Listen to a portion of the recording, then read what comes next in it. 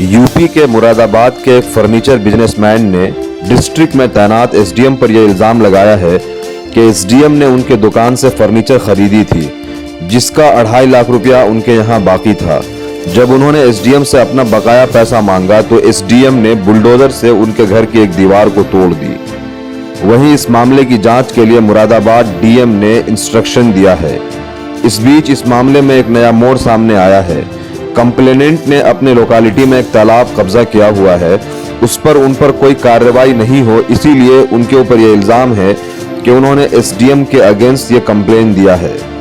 वही कंप्लेनेंट जाहिद अहमद ने अपने गोडाउन की सीसीटीवी विजुअल्स शेयर की है, जिसमें एसडीएम को फर्नीचर खरीदते हुए देखा जा सकता है। देखिए, एक व्यक्ति ने शिकायत की है कि उनसे एसडीएम द्वारा काम कराया गया और उसका भुगतान नहीं किया गया है। उस प्रकरण की जांच करने के लिए अपर जिलाधिकारी एडीएम ई को निर्देशित किया गया, वो जांच कर रहे हैं। और एक दूसरा तथ्य भी संज्ञान में आया है कि जिस सज्जन ने शिकायत की है उनका वहाँ के एक तालाब पे कब्जा है। तालाब पे कब्जा न हटाना पड़े इसलिए वो शिकायत की जा रही है। तो दोनों पहलुओं को देखा जाएगा, जो तालाब पे कब्जे का पहलू और जो कार्य कराने का उनके द्वारा आरोप लगाया गया है। दोनों पहलुओं की एडीएम के द्वारा जांच की जा रही है और जांच में जो तथ्य आएंगे उसके हिसाब से कार्रवाई की जाएगी।